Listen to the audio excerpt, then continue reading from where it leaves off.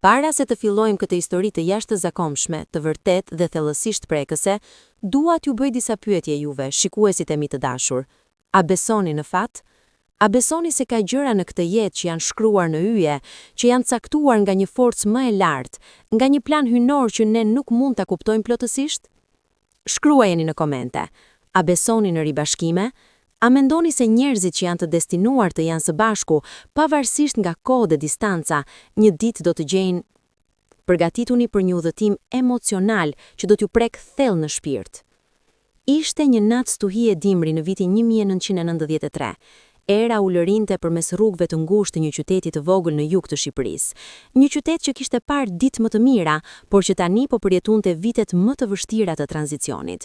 Rrugët ishin të errta, dritat e rrugës mezi funksiononin dhe njerëzit ecnin me kokën ulur, të mbuluar me pallto të vjetra, duke u përpjekur të mbijetonin ditë pas dite. Në një shtëpi të vogël, me muret e çara dhe dritaret që kërcëllitnin nga era, Anjeza po kalonte orët më të gjata të jetës së saj.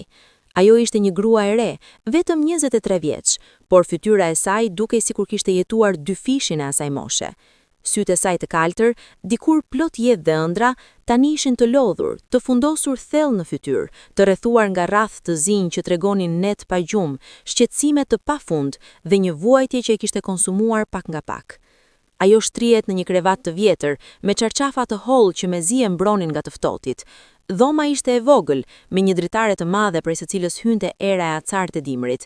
Pranë krevatit, një sopë druri e vjetër përpiqej të ngrohte ambientin, por drurët ishin të pakët dhe nxehtësia që jepte ishte e pamjaftueshme. Në këmbët e krevatit, ulur në një karrige të thyer, rrinte bashkëshorti i saj, Petro, një burr që dikur kishte qenë i fortë dhe plot shpresë, por që tani duke i thyer nga pesha e përgjegjësive, nga mungesa e punës dhe nga frika për të ardhmen. Duart e tij të ashpra, duart e një punëtori që kishte punuar në uzinë derisa ajo u mbyll, tani dridheshin pak ndërsa mbante dorën e gruas së tij. Do të jetë mirë, Anjez, i tha ai me zë të përmbajtur, duke u përpjekur të tingëllonte bindës, megjithse brenda tij vet ishte i mbushur me frikë. Do të jetë mirë, mamja do të vijë së shpejti, ajo di çfarë të bëj. Anjeza e shikoi dhe në atë shikim kishte aq shumë dhimbje, aq shumë pasiguri. Ajo e dinte se gjendja e tyre ekonomike ishte katastrofike. Nuk kishin para, nuk kishin punë, nuk kishin asgjë, dhe tani në këtë natë stuhie, ajo po linte në jetë jo një, por 2 fëmijë. 2 vajza binjake. Ajo e kishte mësuar pak ditë më parë kur kishte shkuar për kontrollin e fundit te mjekja e fshatit. Ishte mbetur gati pa frym kur e dëgjoi Ajmin. 2 fëmijë. Si do t'i ushqente, si do t'i vishte, si do t'i rrisnin kur ata vetë me zi mbijetonin. Dhimbjet filluan të intensifikoheshin. Anjeza përkundi trupin, duke u përpjekur të qëndronte e qetë, por dhimbja ishte e padurueshme. Petro u ngrit shpejt dhe shkoi te dera, duke pritur me padurim. "Ku është mamia?" thirrja ai në errësirë. "Ku është?" Pas pak minutash, në errësirën e natës, dukej një hije që afrohej. Ishte Nerieda, mamia e fshatit, një grua e moshuar me flok gri dhe duar të përjetshme që kishin sjellë në jetë qindra fëmijë gjatë viteve. Ajo hyri në shtëpi, duke sjellë me vete një çantë të vjetër lëkure, plot me instrumente të thjeshta, pelenat e prera nga rroba të vjetra dhe një forcë të brendshme që frymëzonte besim. "Petro, nis zjarrin, më sill ujë të val", urdhëroi ajo me një zë të prerë, profesional, që nuk lejonte hapësirë për diskutime. Ai u zhvat menjëherë, falendërues që dikush me përvojë kishte ardhur. Nerieda ju afërmua Anjezës dhe i vuri dorën në ball. "Vajza ime, tani duhet të jesh e fortë", i tha me një butësi që kontrastonte me ashpërsinë e zërit të saj të mëparshëm. "E di që është e vështirë, e di që ke frikë, por ti je e fortë dhe unë jam këtu, do të ndihmoj." Anjeza e shikoi me sy plot lot. 2 fëmijë në Neried, përshpëriti ajo. "Si do t'i rris 2 fëmijë kur nuk kam asgjë, asgjë?" Mamia nuk ju përgjigj menjëherë. Ajo e dinte që kjo pyetje nuk kishte përgjigje të lehtë. Ajo kishte parë shumë familje në kushte të ngjashme. Kishte parë fëmijë që vdisnin nga uria, nga të ftohtit, nga sëmundjet, për shkak se prindrit nuk kishin mundësi t'i shpëtonin. "Tani mendoje vetëm lindje", i tha ajo. "Gjithçka tjetër do ta mendojmë pas." Orët që pasuan ishin një vuajtje e pafundme. Dhimbjet vinin me val, secila më e fortë se e mëparshmja. Anjeza u lërinte, qante, lute. Petro qëndronte jashtë dhomës, duke ecur andej këndej, duke ndjerë çdo ulërim të saj si një thik që i shponte zemrën. Ai nuk e ndjeu asnjëherë veten aq të pafuqishëm sa në atë moment. Dhe pastaj, pak para agimit, kur era kishte filluar të qetësohej dhe qielli i zi filloi të merrte nuancën e parë të blu të errët, një ulërim e re dëgjohej në atë shtëpi të vogël. Por nuk ishte ulërima e Anjezës, ishte ulërima e një foshnje. Vajza e parë kishte ardhur në jetë. Nerieda e mori me kujdes, e pastroi, e mbështolli në një pelerin të butë dhe ja dorëzoi nënës. Anjeza, e lodhur, e shterruar, me fytyrën plot djers dhe lot, e shikoi vajzën e saj për herë të parë. Ishte kaq e vogël, kaq e brisht, por aq e bukur. Flokët e saj ishin të errta, lëkura e saj e roz dhe sytë e saj ishin mbyllur, por kur i hapi për një moment të shkurtër, ata ishin të kaltër si qielli. Elena, përshpëriti Anjeza që ia dha emrin e nënës së saj të ndjer.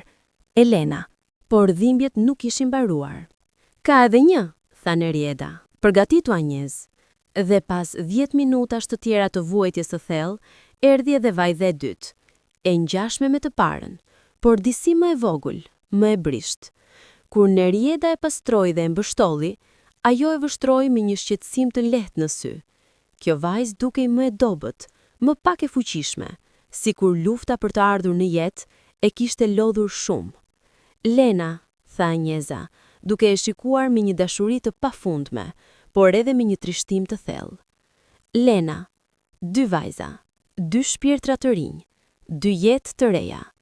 Por në atë moment, në atë dhomë të vogël, të ftohët, as Anjeza e as Petro nuk e dinin se kjo natë do të ishte fillimi i një ndarje që do të zgjanin 30 vjet. Kur Petro hyri në dhomë dhe i pa për herë të parë 2 vajzat e tij, fytyra e tij ndriçoi për një moment.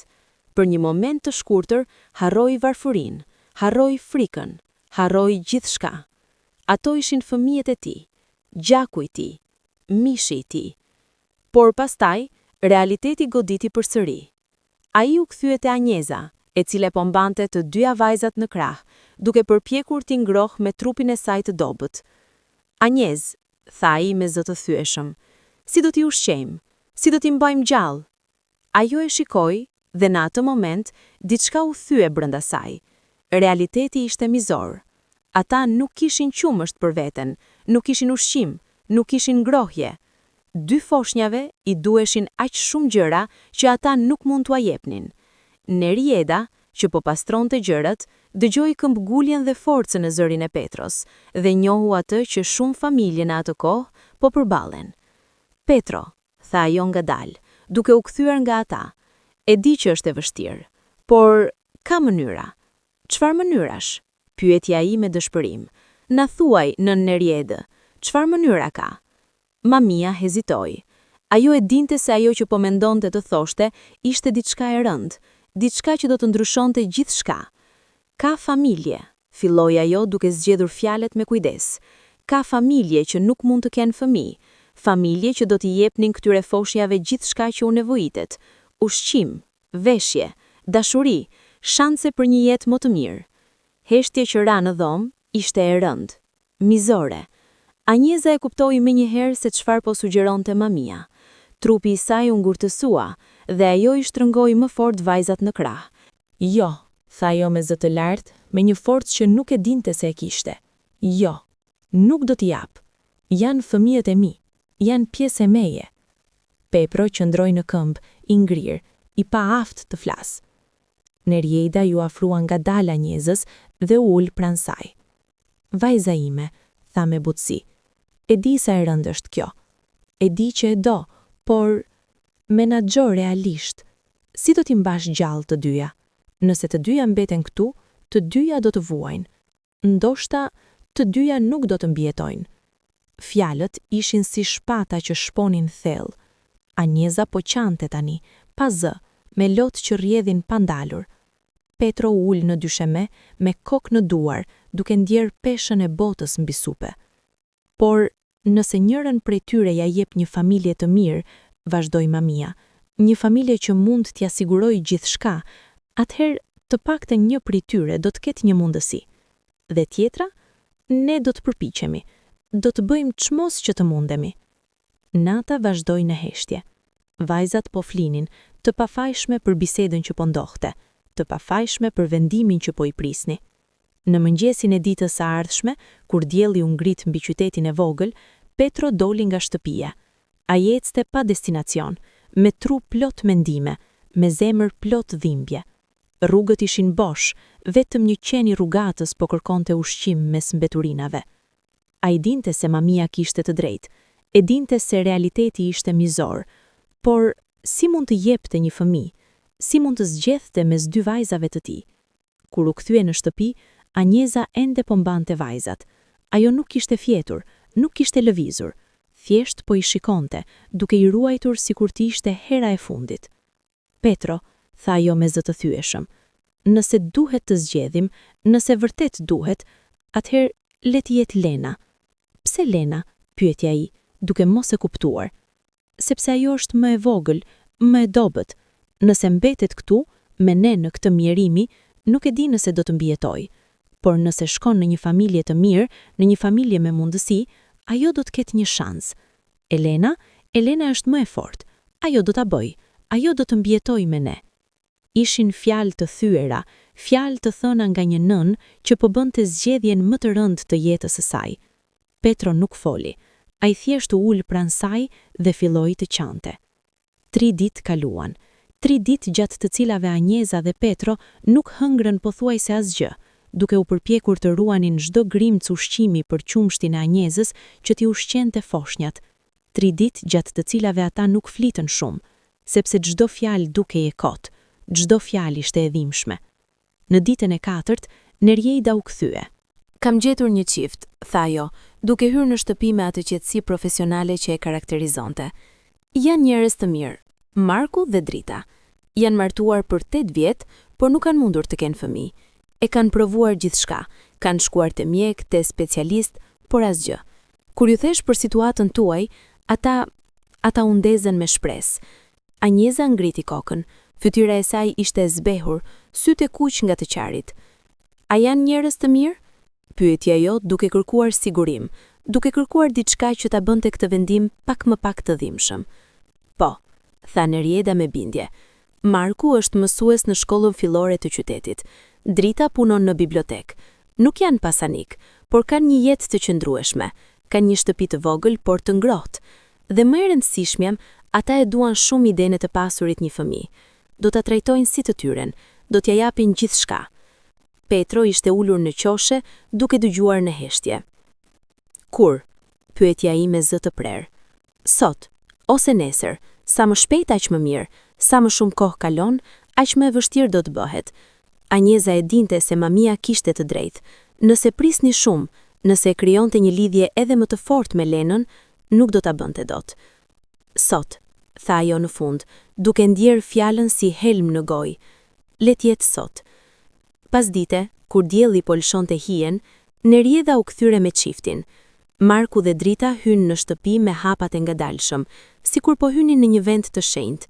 Ata ishin të dy rreth 30 vjeç, me fytyra të ndershme, të mbushima me një përzierje emocionesh, shpresë, frikë, falënderim, përgjegjësi.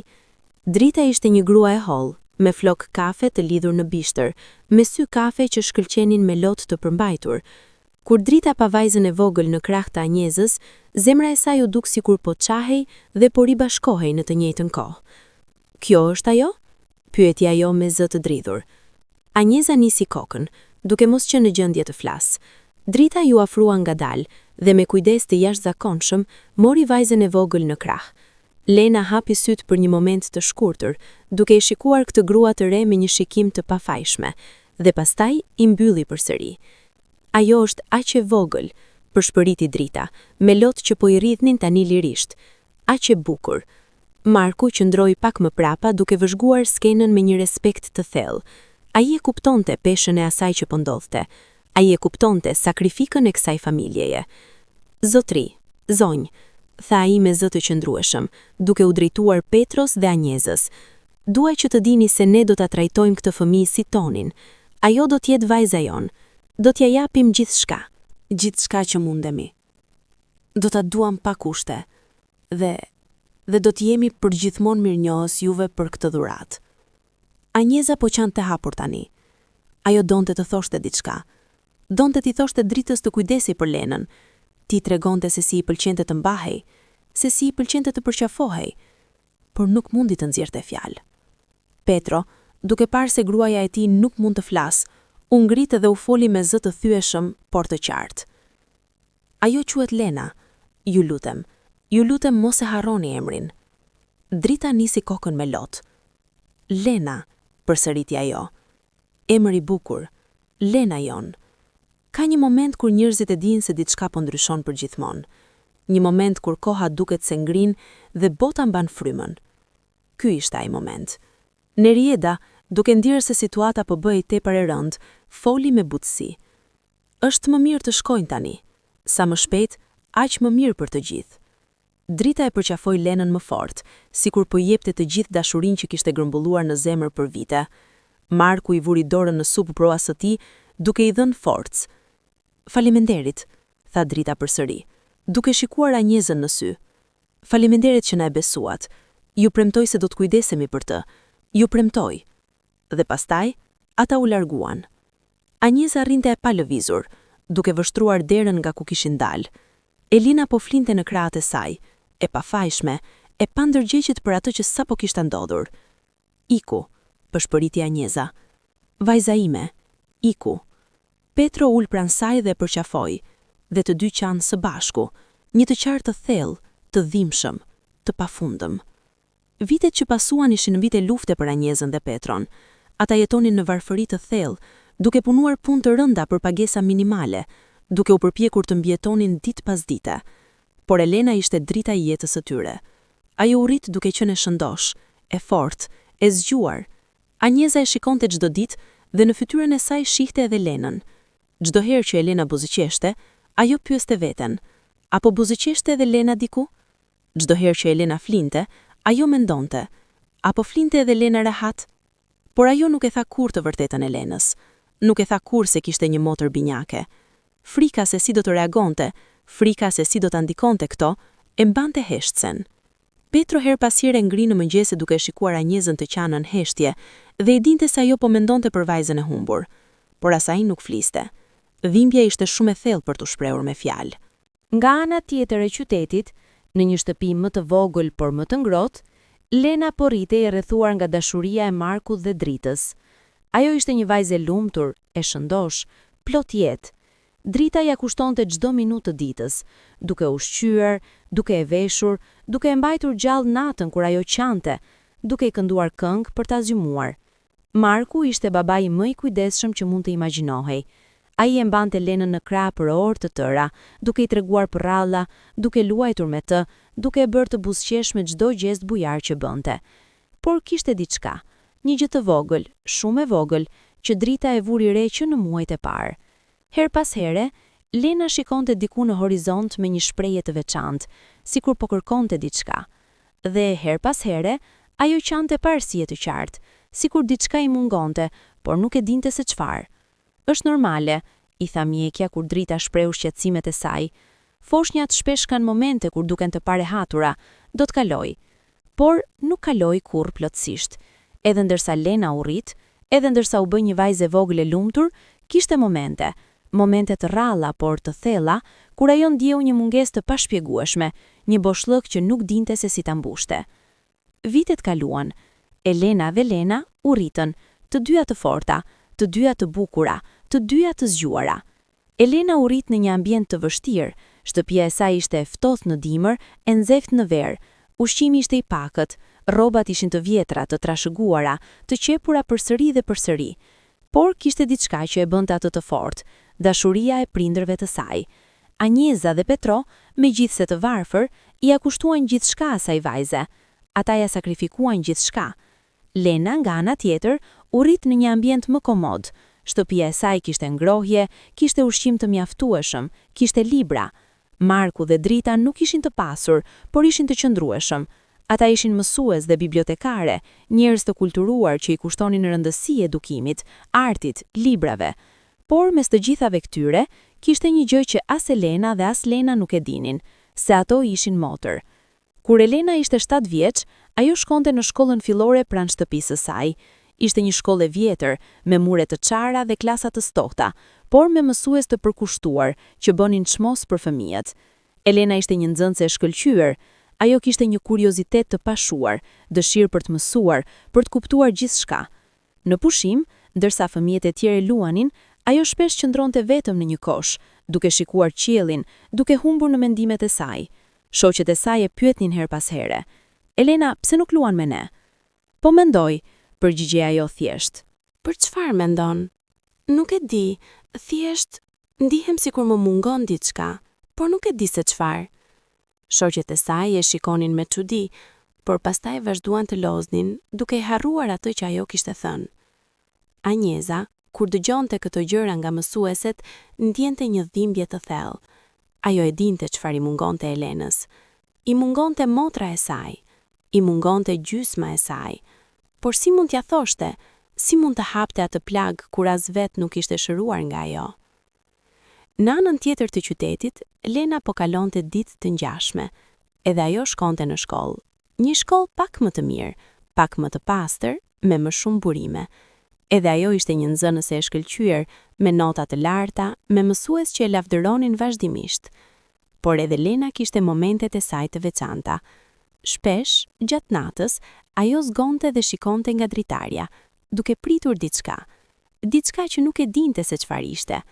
Her pas here, ajo ndërronte se kishte një motër, një vajzë shumë të ngjashme me të, dhe kur zgjohej, ajo ndihej e trishtuar, sikur kishte humbur diçka të rëndësishme.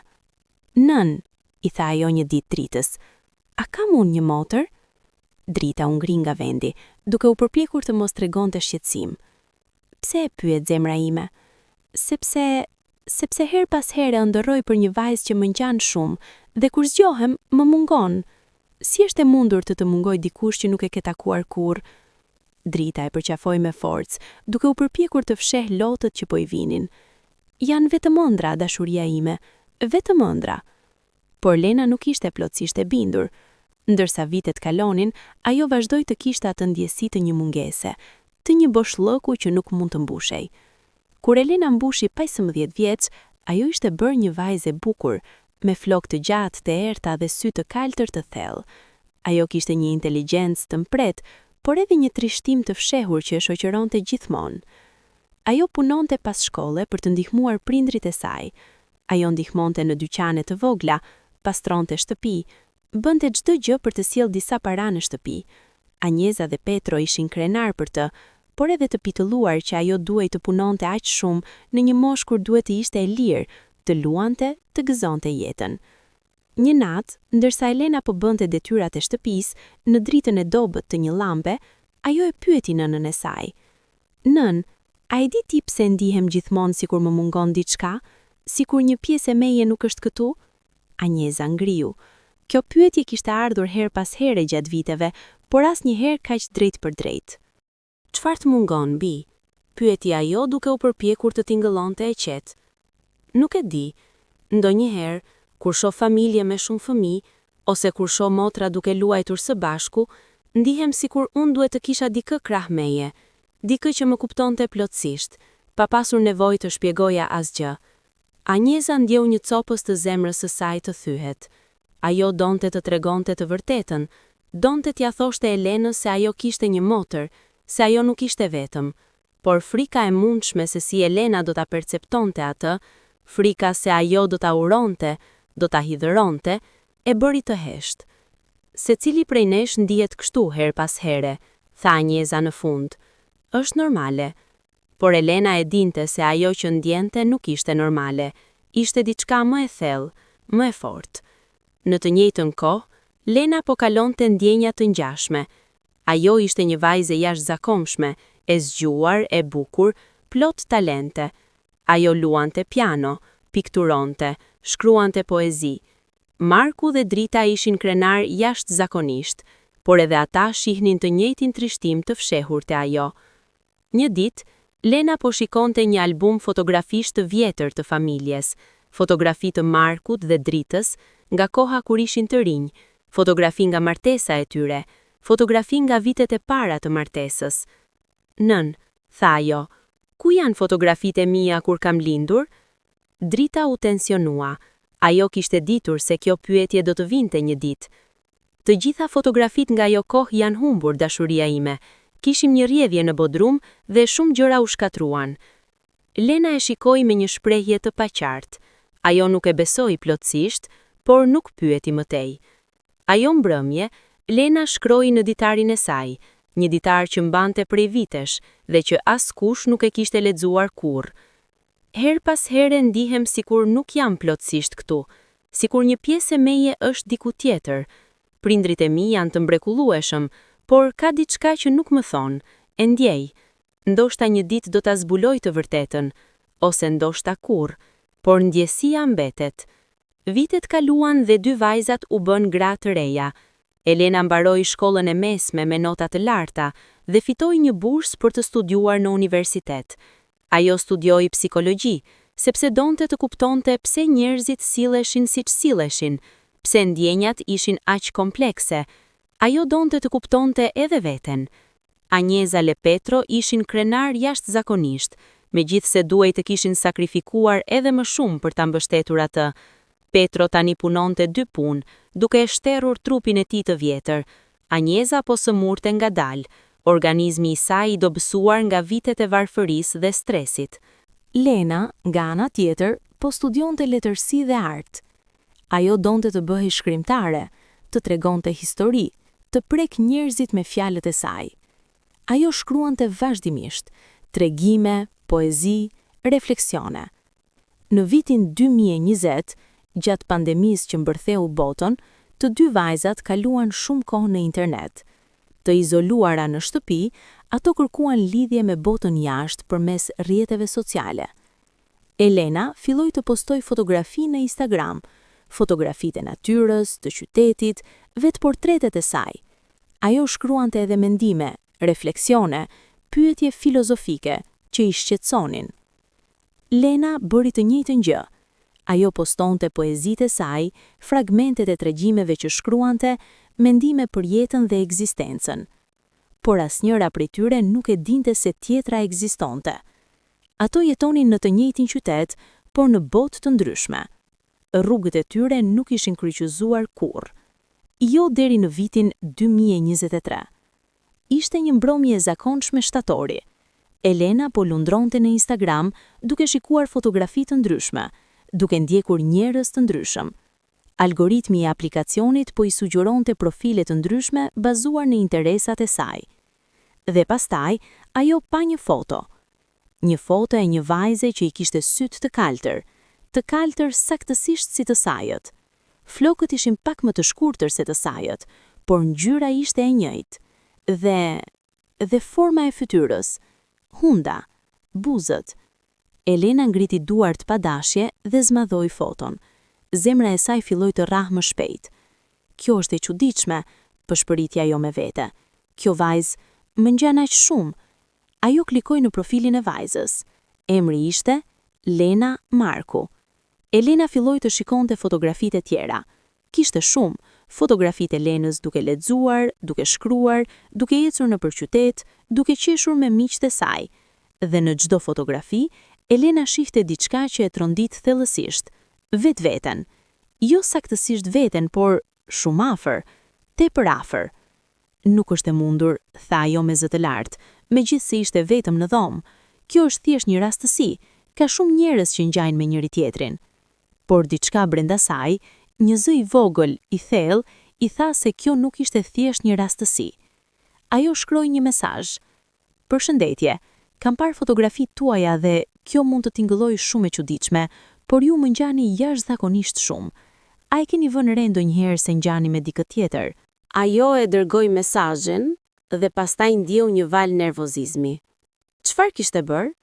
Kjo vajzë do të mendonte se ajo ishte e çmendur. Lena ishte duke qenë në shtëpi, duke lexuar një libër, kur telefoni i saj vibroi. Ajo e mori dhe pa një mesazh nga një person që nuk njihte. Elena Petri. Ajo hapi mesazhin dhe e lexoi. Vetullat e saj u ngritën. Çfarë lloj mesazhi ishte ky? Por, nga kurioziteti, Ajo klikoi në profilin e Elenës, dhe ajo që pa, e la pa fjalë. Fotografia e parë që shi, ishte një vetë portret i Elenës, duke shikuar drejt për drejt në kamer, me sy të kaltër të ndritshëm dhe një buzëqeshje të lehtë. Lena ngriti dorën dhe e mbuloi gojën. O zoti im, pëshpëriti ajo. Ajo shkarkoi foton e Elenës dhe e vuri pra një foto të saj, duke i krahasuar. Ishin pothuajse identike, jo plotësisht, por aq afër sa që ishte e frikshme. Zemra e saj filloi të rrahë me të madhe. Ajo shkroi një përgjigje. Unë jam pa fjalë. Po, unë kam vënë re që ngjaj me shumë njerëz, por ju jeni e ndryshme. Në çfarë date keni lindur? Elena pa mesazhin dhe u përgjigj menjëherë. 12 dhjetor 1993. Ju? Lena ngriti përsëri dorën dhe e mbuloi gojën. Fytyra e saj u zverdh. 12 dhjetor 1993. Të dyja qëndrojnë para telefonave të tyre, duke mos ditur çfarë të bënin më tej. Elena shkroi. A jemi binjake? Lena lexoi mesazhin dhe ndjeu një val emocionesh që e pushtuan. Befasi, frikë, gëzim, hutim. Nuk e di, por unë jam birsuar. Prindrit e mi më thanë kur isha 14 vjeç. Elena lexoi mesazhin dhe ndjeu sikur bota po rrotullohej. Trupi i saj u ngurtësua. Jo, pëshpëriti ajo. Jo, nuk është e mundur. Ajo u ngrit dhe doli nga dhoma e saj, duke shkuar në dhomën ku nëna e saj porinte ulur, duke qepur rroba të vjetra. Nën, tha ajo me zë të dridhur, duhet më tregosh diçka. Tani, menjëherë. Anjeza ngriti kokën dhe kur pa fytyrën e Elenës të zbehur, me sy plot lot, me trup që dridhej, ajo e kuptoi menjëherë se diçka e madhe kishte ndodhur. Çfarë ndodhi bi? Pyeti ajo, duke lënë qepjen dhe duke u ngritur. A kam një motor? Pyeti Elena drejt për drejt, duke e shikuar në sy. A kam një motor binjake? Anjeza ngrinte, trupi i saj u bë si statuj, fytyra e saj u zverdh dhe lot filluan të vinin pa i kontrolluar. Kush të tha? Pyeti ajo me zë të thyeshëm. Pra, është e vërtet, tha Elena, duke ndjerë se trupi i saj po lëshonte. Është e vërtet, unë kam një motor. Anjeza filloi të qante. Ajo e dinte se kjo ditë të vinte një herë. Ajo e dinte se e vërteta nuk mund të fshihej përgjithmonë. Po, tha ajo në fund, me zë të çoptuar nga dhimbja. Po, Elena, ti ke një motor binjake. Emri i saj është Lena. Elena ndjeu sikur bota po shembej rreth saj. Ajo ul në dysheme, duke mos qenë në gjendje të qëndronte më në këmbë. Pse? Pyeti ajo, duke qartë tani hapur. Pse nuk ma the? Pse më gënjeve gjithë këto vite? Anjeza ul pranë saj, duke u përpjekur ta përqafonte, por Elena u largua.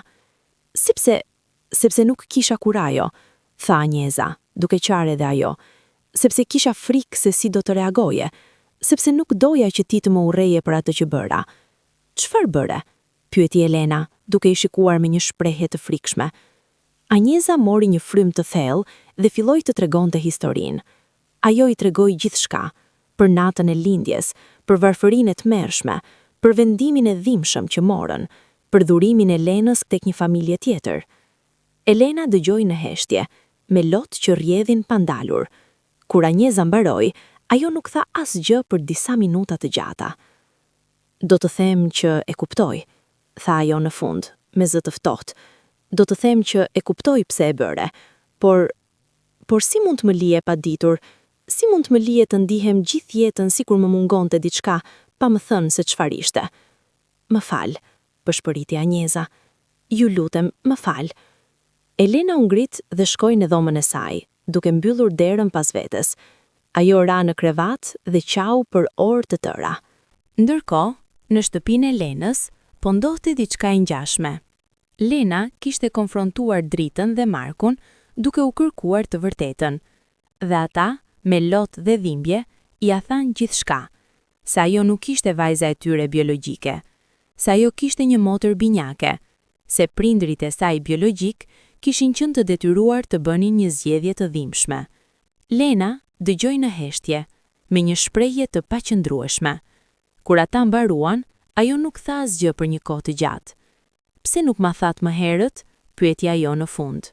Sepse kisha frikë se do të ndieshe e tradhtuar, tha Drita duke qarë. Sepse kisha frikë se do të më urreje, se do të më thoje që nuk jam nëna jote e vërtet. Ti e nëna ime, tha Lena duke e shikuar në sy. Ti më rritet, ti më dha dashuri. Gjaku nuk përcakton gjithçka. Drita e përqafoi me forcë, duke qarë në supën e saj. Por tani duhet ta takja, tha Lena, duhet ta takoj motrën time. Atë mbrëmje, Elena dhe Lena folën për herë të parë përmes videothjerjes në Instagram. Kur fytyrat e tyre shfaqen në ekrane, të dyja ngritën përsëri dorën te goja. Ishte sikur të shikoje në pasqyrë, jo një pasqyrë perfekte, por mjaft afër saqë ishte tronditse. Përshëndetja, tha Elena me zë të dridhur. Përshëndetja, përshpëriti Lena. Ato qëndrojnë duke u shikuar për disa sekonda, pa ditur çfarë të thonë. Unë nuk e di nga të filloj, tha Elena në fund. As unë, tha Lena duke buzëqeshur përmes lotëve. Por jam aq e lumtur që të takoj. Gjithjetën kam ndjerë sikur më mungonte diçka, dhe tani e di se çfarë ishte. Elena filloi të qaj. Edhe unë kam ndjerë të njëjtën gjë. Ato folën për orë të tëra. Ato e treguan gjithçka, jetën e tyre, ëndrat e tyre, frikrat e tyre, pasionet e tyre. Dhe sa më shumë flisnin, aq më shumë kuptuan se ishin aq të ngjashme, jo vetëm në pamje, por edhe në personalitet. Ato të dyja donin të shkruanin, ato të dyja donin të ndihmonin njerëzit. Ato të dyja kishin të njëjtin humor, të njëjtën mënyrë të menduarit. Është sikur të bisedoj me vetveten, tha Elena duke qeshur përmes lotëve. Saktësisht, tha Lena. Dhe në fund të asaj bisede të gjatë, të dyja e dinin se kishte ardhur koha për hapjen e ardhshëm. Duhet të takohemi, tha Lena, jo vetëm përmes ekranit, por me të vërtet. Po, tha Elena, duhet. Javët që pasuan ishin të mbushura me emocione të forta për të dyja familjet. Elena kaloi kohë duke u përpjekur të pajtohet me të vërtetën. Ajo ishte e zemruar me Anjezën dhe Petron për të mos ia thënë më herët, por gjithashtu e kuptonte pse e kishin bërë. Ajo ju mërzit, ndërsa dëgjoi historinë e plot, për varfërinë e tmerrshme, për frikën se ajo dhe motra e saj nuk do të mbijetonin, për sakrifikën e dhimbshme që bën. Do të më duhet kohë për ta pranuar plotësisht, i tha ajo Anjezës një ditë, por e kuptoi dhe nuk të urrej. Nuk mund të urrej për diçka që bëre nga dashuria. Anjeza e përqafoi me forcë, duke qarë lot falje dhe mirënjohjeje. Lena nga ana tjetër kaloi kohë duke biseduar me Dritën dhe Markun. Ajo u siguroi se ata do të mbeteshin prindrit e saj, pavarësisht nga gjithçka. Ju jeni ata që më rritët, i tha ajo. Ju jeni ata që më mësuat të dua, të ndëroj, të shpresoj. Gjaku nuk ndryshon asgjë. Drita dhe Marku qanë, të lehtësuar dhe mirënjohës.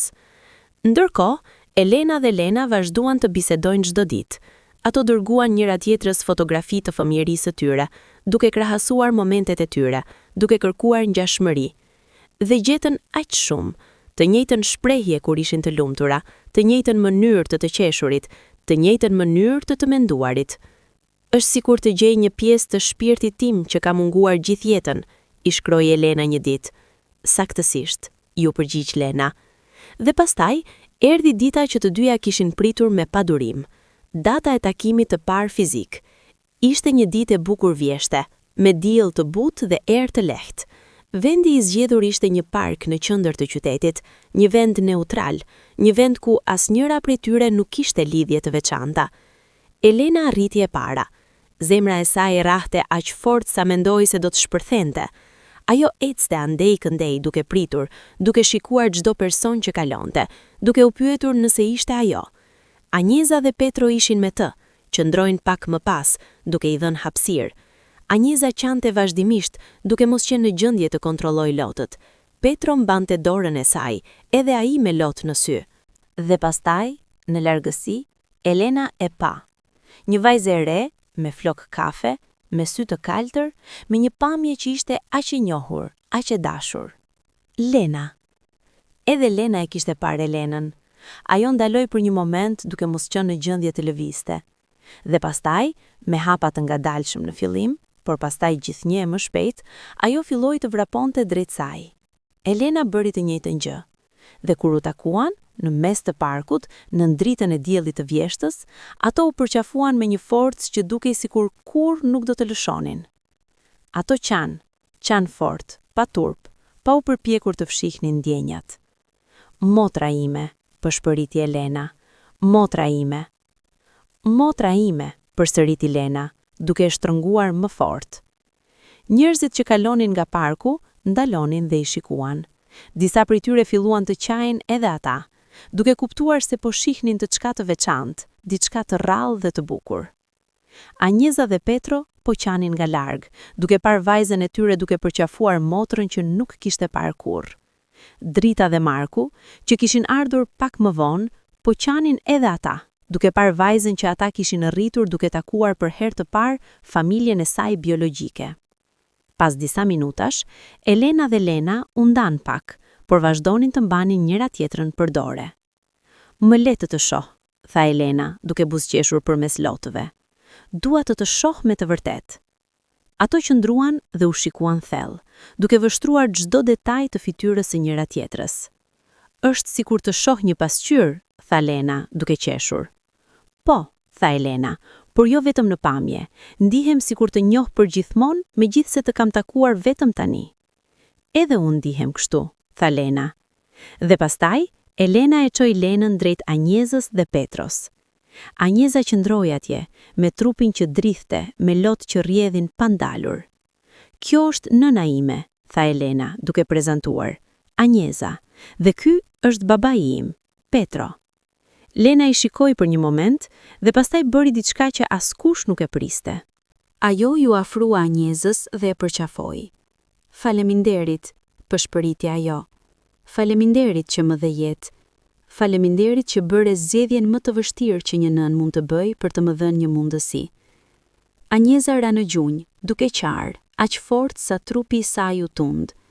Ajo e përqafoi Lenën me të gjithë forcën që kishte, duke përsëritur vazhdimisht. Më fal, më fal, më fal. Nuk ka asgjë për të falur, tha Lena, duke qarë edhe ajo. Ti bëre atë që mendoje se ishte më e mira për mua, dhe ishe e drejtë. Unë pata një jetë të bukur, prindrit e mi më vanë gjithçka. Elena u bashkua në përqafim, dhe të trija gratë qëndrojnë të përqafuara, duke qarë, duke shëruar, duke gjetur një lloj paqeje, që asnjëra prej tyre nuk ishte ndjer kurrë më parë. Petro qëndroi pak më larg, duke qarë edhe ai, duke parë dy vajzat e tij, të dyja vajzat e tij së bashku për herë të parë pas 30 vitesh. Pastaj, Elena prezantoi Dritën dhe Markun. Këta janë prindrit e mi, tha ajo me krenari. Njerëzit që më rritën, që më dashuruan, që bën gjithçka për mua. Elena u afrua atyre dhe i përqafoi. Faleminderit, tha ajo. Faleminderit që kujdeset për motrën time. Drita qau, duke përqafuar Elenën me force. Ajo është një vajzë mrekullueshme, tha ajo. Një dhuratë. Të 6 njerëz qëndrojnë atje, në atë park, duke formuar një rreth të mbyllur, një familje të zgjeruar që ishte ndare për 30 vjet, por që tani po ribashkohej. Në ditët që pasuan takimin e parë, Elena dhe Lena kaluan çdo moment të lirë së bashku. Ato shkuan në kafe, ecën nëpër qytet, vizituan vende të ndryshme, dhe më e rëndësishmja, folën. Folën për gjithçka. Ato ndan histori të fëmijërisë së tyre, momentet e lumtura, momentet e trishta, ëndrat e tyre, frikrat e tyre. Kur isha 8 vjeç, tregoi Elena, rash nga një pemë dhe thyeva krahun. Dhimbja ishte e tmerrshme, por ajo që më dhimbi më shumë ishte të shihja nënën time duke qarë. Ajo ndjehej fajtore, sikur ajo kishte dështuar të më mbrojë. Edhe unë rash nga një pemë kur isha 8 vjeç, tha Lena, duke hapur syt me çudi. Nuk thyeva krahun, por këmbën, dhe po, edhe nëna ime qau, duke ndjerë se ishte faji e saj. Ato u shikuan njëra tjetrën me befasi. Mendoj se jemi më të lidhura se sa mendonim, tha Elena. Mendoj se kemi qenë gjithmonë të lidhura, tha Lena, edhe ku nuk e dinim. Një ditë, ato vendosën të shkojnë në vendin ku kishte ndodhur ndarja, në shtëpinë e vjetër ku ishin lindur. Shtëpia ende qëndronte atje, e degraduar nga vitet, me ngjyrën e mureve që ishte zbehur me dritaret e thyera. Askush nuk jetonte më atje. Ato qëndrojnë para shtëpisë, duke e vështruar me një përzierje ndjenjash. Këtu filloi gjithçka, tha Evena. Këtu ne erdhëm në jetë. Dhe këtu u ndam, shtoi Lena. Anjeza, që ishte me to, filloi të qante. Këtu bëra zgjedhjen më të vështirë të jetës sime, tha ajo. Çdo ditë që ka kaluar, çdo ditë ka menduar për ty, Lena. Kam pyetur veten nëse je mirë, nëse je e lumtur, nëse je e shëndosh. Lena e përqafoi. Kam qenë mirë, i tha asaj. Kam pasur një jetë të bukur, dhe tani kam edhe më shumë. Kam motrën time, kam familjen time të plot. Ato hynë në shtëpi, në dhomën e vjetër ku kishte ndodhur lindja. Dhoma ishte bosh, e ftohtë, e mbushur me pluhur dhe kujtesa. Elena dhe Lena qëndrojnë në mes të dhomës, duke mbajtur njëra tjetrën për dore. Këtu filloi udhtimi ynë, tha Elena. Dhe këtu, në një farë mënyre, ribashkohemi, tha Lena. Dhe në atë moment, duke qëndruar në dhomën ku kishin ardhur në jetë 30 vjet më parë, ato ndjen një lidhje të thellë, një lidhje që shkonte përtej kohës dhe hapësirës. Lajmi për ribashkimin e dy motrave u përhap shpejt në qytet. Në fillim, ishte vetëm një bisedë mes miqve dhe të njohurve, por pastaj, një gazetar lokal dëgjoi për historinë dhe u interesua. Ai kontaktoi Elenën dhe Lenën duke kërkuar të bënte një intervistë. Në fillim, ato hezituan, por pastaj vendosën se kjo histori mund të frymëzonte njerëz të tjerë, mund të jepte shpresë për familje që ishin në situata të ngjashme. Intervista u botua në gazetën lokale dhe reagimi ishte i jashtëzakonshëm. Njerëzit filluan të ndalonin Elenën dhe Lenën në rrugë, duke u thënë sa të prekur ishin nga historia e tyre. Disa qanin haptazi, duke treguar historitë e tyre, duke thënë se ata kishin pasur ndarje të ngjashme në familjet e tyre. Historia juaj na dhuroi shpresë, i tha një grua e moshuar një ditë. Unë humba kontaktin me vëllain tim para 30 vitesh. Pas leximit të historisë suaj, vendosa ta kërkoj përsëri. Dhe e gjeta, do të takohemi javën e ardhshme. Lena e përqafoi gruan, duke qarë me të. Jam aq e lumtur për ju, i tha ajo. Historitë të tjera të ngjashme filluan të shfaqen. Familje që ishin ndara për arsye të ndryshme, luftra, migrim, debate, keqkuptime, filluan të ribashkohen, të frymëzuara nga historia e Elenës dhe Lenës. Një televizion kombëtar dëgjoi për historinë dhe ftoi dy motrat për një intervistë në një emision të njohur. Ato pranuan, duke parë këtë si një mundësi për të përhapur mesazhin e tyre më gjerë. Në mbrëmjen kur emisioni u transmetua, miliona njerëz u ulën para televizorëve të tyre për të dëgjuar historinë. Prezantuesi, një burr i mesëm me përvojë në përshkrim të historive njerëzore, i prezantoi me një zë plot emocioni. Sonte kemi një histori që do t'ju prek thellë në shpirt. Kjo është historia e dy motrave që u ndanë që në momentin e lindjes dhe që pas 30 vitesh në mënyrë të pabesueshme u ribashkuan. Kjo është historia e Elenës dhe Lenës. Kamera kaloi te dy motrat që ishin ulur pranë njëra tjetrës, duke mbajtur njëra tjetrën për dore. Ato treguan historinë e tyre, të gjithë historinë, nga fillimi deri në fund. Ato folën për varfërinë që detyroi prindrit e tyre të bënin një zgjedhje të dhimbshme, për vitet e ndarjes, për ndjenjën e përjetshme se diçka mungonte, për zbulimin e çuditshëm përmes rrjeteve sociale dhe për ribashkimin e tyre të mrekullueshëm. Kur ato mbaruan, kishte heshtje në studio. Prezantuesi, një burr që kishte intervistuar qindra njerëz gjatë karrierës së tij, kishte lot në sy. Kjo është ndër historitë më të bukura dhe më prekse që kam dëgjuar ndonjëherë, tha ai me zë të dridhur. Ju jeni një shembull se dashuria, lidhjet e gjakut dhe fati mund të gjejnë mënyra për të na ribashkuar, pavarësisht nga sa kohë kalon. Pas emisionit, Elena dhe Lena u bën të njohura në të gjithë vendin.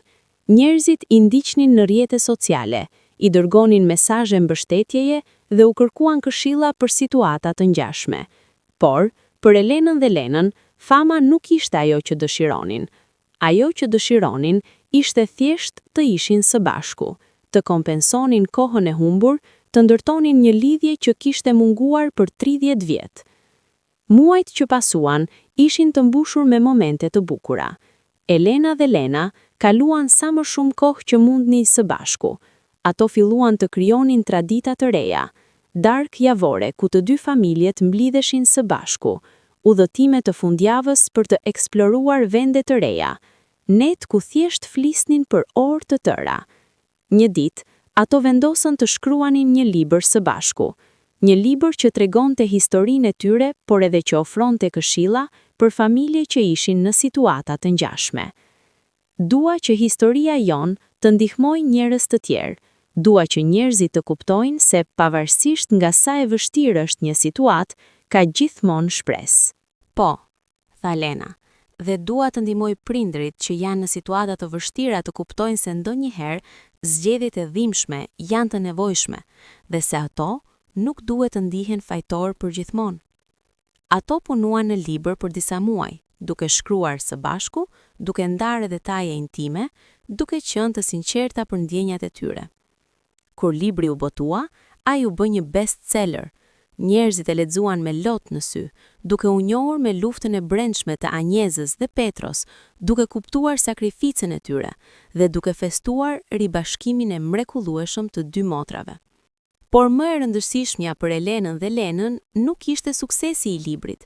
Ishte fakti se ato tani ishin së bashku, se ato kishin gjetur njëra tjetrën, se ato nuk kishin më të vetmuara. Një mbrëmje, ndërsa po ulin në balkonin e shtëpisë së Lenës, duke shikuar perëndimin e diellit, Elena e pyeti: "A mendon se gjithçka ndodh për një arsye?" Lena mendoi për një moment. "Po," tha ajo. "Mendoj se po. Mendoj se ne u ndam sepse në atë moment ishte e nevojshme, dhe mendoj se u ribashkuam tani sepse ishte koha e duhur." "Mendoj se ke të drejtë," tha Elena. "Nëse do të kishim qenë së bashku gjithë jetën, ndoshta nuk do ta vlerësonim aq shumë këtë lidhje. Por tani, pas 30 vitesh ndarje, çdo moment së bashku është i çmuar." Ato qëndrojnë në heshtje për një kohë, duke shijuar praninë e njëra tjetrës, duke ditur se kjo ishte e gjitha që u duhej. Ndërsa lidhja mes Elenës dhe Elenës u forcua, po ashtu edhe lidhja mes dy familjeve. Anjeza dhe Drita, të dyja gra që kishin luajtur role kaq të rëndësishme në jetën e Lenës, filluan të zhvillonin një lidhje të veçantë. Ato takonin rregullisht për kafe, duke biseduar për Lenën, për Elenën, për jetën. "Unë të jam mirënjohëse," i tha Anjeza një ditë Dritës. "Ti i dhe asaj vajze gjithçka që unë nuk mund t'ja jep. Ti ja dhe një jetë të bukur." Drita e shikoi me dashuri. "Dhe unë të jam mirënjohëse ty," tha ajo. "Ti ma dhe atë vajzë, ti më bëre nën kur unë mendoja se kur nuk do të mund të kisha një fëmijë." Të dyja gratë qanë, duke kuptuar se të dyja kishin vuajtur, por se të dyja kishin dhënë dashuri. Petro dhe Marku, gjithashtu, zhvilluan një miqësi. Ata filluan të takonin për të pirë kafe së bashku, për të biseduar për punë, për jetë, për familjet e tyre. "Unë kam pasur faj," i tha Petro një ditë Markut. "Kam pasur faj që nuk u përpoqa më shumë të mbaja vajzën time. Kam pasur faj që nuk luftova më fort." Marku e shikoi me mirë kuptim. "Ti bëre atë që mendoje se ishte më e mira për vajzën tënde," tha ai. "Dhe ishe i drejtë. Ajo pati një jetë të mirë. Dhe tani, ajo ka edhe më shumë. Ka dy familje që e duan." Petro nisi kokën, duke ndjer një peshë që po largohej nga kraharori i tij. Elena dhe Lena, duke parë se të dy familjet po bashkoheshim, u ndjen të lumtura. Ato e dinin se kjo ishte çështja më e rëndësishme, që të gjithë të mund të jetonin në paqe, pa faj, pa pendim. Një vit pas ribashkimit të tyre, Elena dhe Lena vendosën të organizonin një event publik në qendrën e qytetit. Ato ftuan të gjithë, familje që kishin pasur ndarje të ngjashme, njerëz që kishin humbur kontaktin me të afërmit të tyre, dhe thjesht njerëz që donin të dëgjonin historinë e tyre. Eventi u mbajt në një shesh të madh, me qindra njerëz të pranishëm.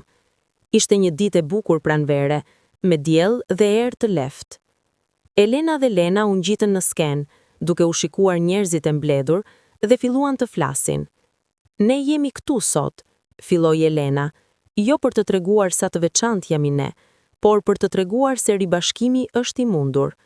Pavarësisht nga sa kohë ka kaluar, pavarësisht nga sa e vështirë duket situata, është gjithmonë e mundur të gjesh rrugën drejt personave që do. Historia jonë është e jashtëzakonshme, vazhdoi Lena, por nuk është unike. Ka mijëra familje që janë ndarë për arsye të ndryshme, ekonomike, politike, sociale. Dhe ne duam që ata të dinë se ka shpresë, se lidhjet e vërteta nuk priten kur plotësisht, edhe kur distanca dhe koha duket se na ndajnë. Të dyja motrat folën për orë, duke treguar histori, duke ofruar këshilla, duke përshëndetur njerëz që kishin histori të ngjashme. Në fund të eventit, ato ftuan njerëzit të ndanin historitë e tyre. Shumë dolën përpara, disa duke treguar se kishin humbur kontaktin me vëllezrit ose motrat e tyre, disa duke treguar se kishin gjetur përsëri prindrit e tyre pas dekadave, disa duke treguar se kishin birësuar fëmijë dhe se ishin të falenderuar për shansin e dhënë. Ishte një ditë plot emocione, plot lot, por edhe plot shpresë. Në fund, Elena dhe Lena qëndrojnë në skenë, duke mbajtur njëra tjetrën për dore, duke shikuar njerëzit që po largoheshin me një ndjenjë re shprese në zemër. Ne e bëm, përshpëriti Elena, ne ndryshuam diçka. Po, tha Lena, duke buzëqeshur, ne bëm. Për Lenën, një nga momentet më të vështira dhe më emocionuese ishte takimi i plot me Anjezën dhe Petron, jo si njerëz të rastësishëm që kishte takuar në park, por si prindrit e saj biologjik. Ajo donte ta bënte këtë në mënyrë të veçantë, në një ambient privat, ku mund të fliste me ta pa ndërhyrje. Një ditë, ajo u ftoi në shtëpinë e saj, shtëpinë ku ajo kishte rritur me Dritën dhe Markun. Kur Anjeza dhe Petro arritën, ata ishin nervoz. Ata nuk e dinin se çfarë të prisnin. Nuk e dinin nëse Lena do të ishte e zemëruar, e zhgënjyer apo ftohtë. Por kur dera u hap dhe Lena u shfaq me një buzëqeshje të ngrohtë, ata u qetësuan pak. Mirë se erdhët, tha ajo, duke i ftuar brenda. Shtëpia ishte e ngrohtë, e mobiluar me shije, me libra kudo dhe pikat e artit në mur. Anjeza e shikoi me një përzierje admirimi dhe dhimbje. Kjo ishte jeta që vajza e saj kishte pasur, një jetë që ajo nuk kishte mundur t'ia jepte. Ato u ulën në dhomën e ndenjes dhe për një moment askush nuk foli. Pastaj Lena filloi. Dua që të dini, tha ajo, duke i shikuar në sy, se nuk jam këtu për t'ju fajsuar, nuk jam këtu për t'ju thënë se bët gabim, sepse nuk besoj se bët gabim. Anjeza i shikoi me sy të gjerë, duke mos e besuar atë që po dëgjonte. Ju bët atë që menduat se ishte më e mira për mua, vazhdoi Lena. Ju bët një zgjedhje të dhimbshme, një zgjedhje që askush nuk duhet të detyrohet ta bëj, por që ju e bët një dashuria, dhe për këtë, unë ju jam mirënjohëse. Anjeza filloi të qaj. Ajo kishte pritur gjithçka, zemërim, akuza, ftohtësi, por jo këtë. Ti je aq e mirë, përshpëriti ajo, aq e mirë, dhe unë nuk e meritoj faljen tënde. Jo, tha Lena me butësi, duke u afruar dhe duke e zënë dorën e Anjezës. Ti e meriton, ti më dhe jetën, dhe pastaj ti më dhe mundësinë për një jetë më të mirë. Çfarë më shumë mund të bëj një nën? Petro, që deri tani kishte qëndruar në heshtje, filloi të qaj edhe ai. Ai ngriti duart dhe mori fytyrën e Lenës mes tyre, duke e shikuar me një dashuri të thellë. Ti je kaq e fortë, i tha ai, kaq e mrekullueshme. Kam ndëruar për këtë moment për 30 vjet. Kam ndëruar të të takoj, të shih, të di se je mirë. Jam mirë, i tha Lena, duke buzëqeshur përmes lotëve. Jam më shumë se mirë, dhe tani jam edhe më e lumtur, sepse ju kam gjetur. Ato qëndrojnë të përqafuara për një kohë të gjatë, duke qarë, duke shëruar, duke gjetur paqe. Më vonë atë mbrëmje, kur Elena erdhi për t'i bashkuar, ata u ulën të gjithë së bashku, Anjeza, Petro, Elena, Lena, Drita dhe Marku, dhe hëngrën darkë si një familje e madhe e bashkuar. Ishte një moment magjik, një moment që asnjëri prej tyre nuk do ta harronte kurrë. Vitet që pasuan ishin plot gëzim për Elenën dhe Lenën. Ato jetonin jetën e tyre, por gjithmonë me njëra tjetrën në zemër. Elena vazhdoi të punonte si psikologe, duke ndihmuar njerëz që kishin vuajtur trauma, humbje, ndarje. Ajo përdori historinë e saj si një mjet për të frymëzuar pacientët e saj, për t'u treguar se shërimi është i mundur. Lena vazhdoi të shkruante romane, ese, poezi. Ajo botoi disa libra që u bën shumë të njohur, dhe në secilën prej tyre, ajo përfshiu tema të lidhjes, të humbjes, të ribashkimit. Të dyja u martuan brenda disa vitesh, Elena me një mjek të mirë, Elena me një artist. Dhe në një nga momentet më të bukura të jetës së tyre, të dyja lindën fëmijë pothuajse në të njëjtën kohë. Elena lindi një vajzë dhe e quajti Anjeza, në nder të nënës së saj. Elena lindi një vajzë dhe e quajti Elena, në nder të motrës së saj. Kur dy vajzat e vogla u rritën pak, Elena dhe Lena i sollën së bashku dhe fëmijët filluan të loznin, pa e ditur historinë e jashtëzakonshme të familjeve të tyre. Por një ditë, kur vajzat ishin rreth 5 vjeç, ato pyetën: "Nëna, pse ju dhe tez Elena ngjani kaq shumë?" Elena dhe Lena u shikuan njëra tjetrën dhe buzëqeshën. "Sepse jemi motra binjake," tha Elena. "Por pse nuk rritet së bashku?" pyeti vajza e saj. Dhe kështu, Elena dhe Lena filluan të tregonin historinë e tyre për fëmijët e tyre. Një histori të dhimbshme, por edhe një histori plot shpresë. Vajzat e vogla dëgjuan me vëmendje, dhe kur historia mbaroi, ato pyetën: "Pra, ju u ndat, por pastaj u gjetët përsëri?" "Po," tha Lena, "ne u gjetëm përsëri." "Kjo është një histori e bukur," tha vajza e vogël e Lenës. "Unë dua që të jem gjithmonë me kushërirën time, nuk dua të ndahemi kurrë." Elena dhe Lena u përqafuan njëra tjetrën, duke ditur se ato kishin dhënë shembullin më të mundshëm për fëmijët e tyre, shembullin e dashurisë, të faljes, të shpresës. Vitet kaluan dhe Elena dhe Lena hyrën në moshën e mesme. Fëmijët e tyre u rritën dhe filluan jetën e tyre. Anjeza dhe Petro u plakën. Trupi i tyre u dobësua, por shpirti i tyre ishte i qetë. Ata kishin parë dy vajzat e tyre të ribashkuara, kishin parë nipërit e tyre duke u rritur dhe kishin gjetur paqe. Një ditë, Anjeza u sëmur rënd. Trupi i saj, i dobësuar nga vitet e varfërisë dhe stresit, nuk mund të luftonte më. Mjekët thanë se i kishte mbetur pak kohë. Elena dhe Lena kaluan çdo ditë me të në spital. Ato qëndrojnë pranë shtratit të saj, duke mbajtur duart e saj, duke i treguar histori, duke i kënduar këngë.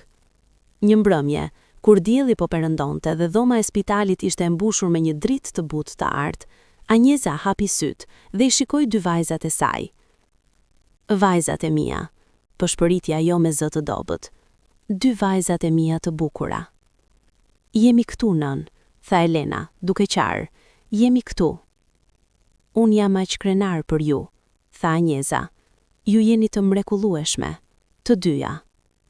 "Ne të duam," tha Lena, duke qarë edhe ajo. Anjeza buzëqeshi. "Dija se kjo ditë do të vinte," tha ajo. "Dija se një ditë do të isha e gatshme të shkoja, dhe tani jam, sepse ju gjeta përsëri, sepse pash se ju jeni së bashku, sepse dija që nuk ju lash vetëm." Ajo mbylli syt për një moment, duke marrë frymë me vështirësi. "Premtomuni," tha ajo, duke i hapur përsëri syt, "se do të qëndroni gjithmonë së bashku. Premtomuni se nuk do të humbni kurrë njëra tjetrën përsëri." "Premtojmë," thanë Elena dhe Lena në kor, duke qarë. Anjeza buzëqeshi përsëri dhe pastaj mbylli syt për herë të fundit. Ajo vdiq në paqe, duke ditur se misioni i saj ishte përmbushur. Pas vdekjes së Anjezës, Elena dhe Lena u ndjen të thyer, por ato i dinin se njëna e tyre do të donte që ato të vazhdonin të jetonin me gëzim, të vazhdonin të jetonin së bashku. Ato krijuan një fondacion në nder të Anjezës, një fondacion që ndihmonte familje në vështirësi ekonomike, që ndihmonte gra të reja që ishin në situata të ngjashme me atë që kishte qenë Anjeza. Fondi ofronte mbështetje financiare, këshilla psikologjike dhe ndihmë praktike për familje që ishin në nevojë. Brenda disa vitesh, fondi ndihmoi qindra familje, dhe Elena dhe Lena e dinin se kjo ishte mënyra më e mirë për të nderuar kujtimin e nënës së tyre. Ato gjithashtu vazhduan të shkonin në shkolla, në universitete, në konferenca, për të treguar historinë e tyre, për të frymëzuar njerëz, për të dhënë shpresë. Dhe çdo herë që ato tregonin historinë e tyre, ato shihnin të njëjtën gjë, njerëz që qanin, njerëz që frymëzoheshin, njerëz që vendosnin të kërkojnë përsëri të afërtmit e tyre të humbur. Sot, 35 vjet pas lindjes së tyre, Elena dhe Lena janë në 60 vjeç. Ato janë gjyshe tani, me nipër dhe mbesa që i duan thellësisht.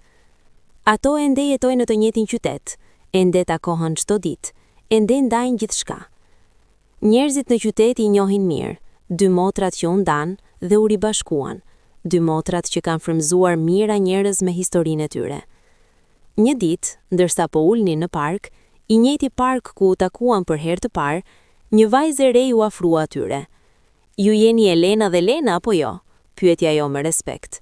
Po, tha Elena, duke buzëqeshur, jemi ne. Dua t'ju them diçka, tha vajza. Unë kam lexuar librin tuaj kur isha adoleshente. Historia juaj më ndryshoi jetën. Unë kisha humbur kontaktin me motrën time për shkak të një debati familjar, por pas leximit të librit tuaj, vendosa ta kërkoja dhe e gjeta. Tani jemi sërish shumë të afërta dhe gjithçka fal juve. Elena dhe Lena e përqafuan vajzën, duke qarë lot gëzimi. Kjo është e gjitha që donim të arrije, tha Lena, të ndihmojmë njerëzit të gjejnë njëri tjetrin përsëri. Kur vajza u largua, Elena dhe Lena qëndruan në park, duke shikuar qiellin, duke menduar për gjithçka që kishin kaluar. Kur mendoj për gjithë udhëtimin ton, tha Elena, të gjitha dhimbjet, të gjitha vuajtjet, të gjitha momentet e vetmis, të gjitha bëhen të vlefshme kur shoh ku jemi tani. Po, tha Lena, ne jemi dy shpirtra që u ndan, por që gjejmë rrugën drejt njëri tjetrit, dhe kjo tregon se dashuria e vërtet, lidhjet e vërteta, nuk priten kurrë plotësisht. Ato qëndrojnë në heshtje, duke shijuar praninë e njëra tjetrës, duke ditur se çdo moment së bashku ishte një dhuratë. Të dashur shikues, historia që dëgjuat sot nuk është thjesht një histori e dy motrave, është një histori për secilin prej nesh. Në jetën tonë të gjithë kemi ndarje, me njerëz që duam, me vend ku jemi rritur, me pjesë të vetes son, dhe her pas here ndjejmë se diçka na mungon, se diku në këtë botë të madhe ka një pjesë e jona që është larg. Por historia e Lenës dhe Lenës na mëson se ribashkimi është gjithmonë i mundur, që pavarësisht nga sa kohë ka kaluar, pavarësisht nga sa larg jemi, lidhjet e vërteta nuk priten kurrë plotësisht. Nëse ke humbur kontaktin me dikë që do, mos u dorëzo, kërkoje, gjeje, sepse jeta është shumë e shkurtër për t'jetuar me pendime. Nëse je prind që ke bërë zgjedhje të vështira për fëmijët e tu, dije se dashuria jote nuk harrohet kurrë. Fëmijët e tu do ta kuptojnë një ditë, siç Elena dhe Lena e kuptuan. Nëse je birësuar dhe po kërkon për origjinën tënde, dije se kjo nuk zvoglon dashurinë për prindrit që të rritën. Mund të kesh dy familje, mund të kesh dashuri të shumëfisht. Dhe nëse ndonjëherë ndihesh i vetmuar, i paplot, sikur diçka të mungon, dije se nuk je vetëm. Ka miliona njerëz që ndjejnë të njëjtën gjë.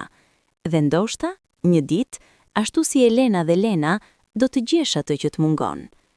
Historia e tyre na tregon se fati ekziston, se lidhjet e gjakut janë të fuqishme dhe se dashuria gjithmonë gjen mënyrë. Ato mundan në momentin kur erdhën në jetë, 30 vjet jetuan pa e ditur ekzistencën e njëra tjetrës, por kur koha erdhi, universi gjeti mënyrë t'i bashkoj përsëri. Dhe ribashkimi i tyre nuk preku vetëm ato, preku familjet e tyre, preku qytetin e tyre, preku mijëra njerëz që dëgjuan historinë e tyre.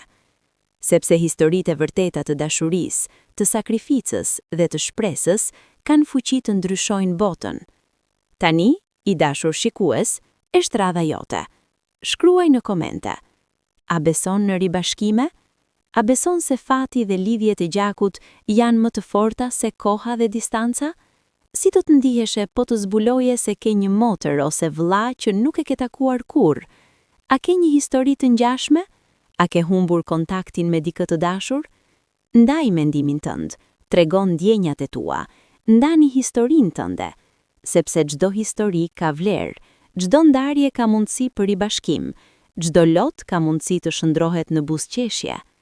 Elena dhe Lena na mësuan se dashuria nuk harron kur, lidhjet e vërteta nuk priten kur, shpresa nuk vdes kur, dhe ribashkimi është gjithmonë i mundur. Kjo është historia e tyre, kjo është mesazhi i tyre për botën. Dhe tani, çfarë është historia jote?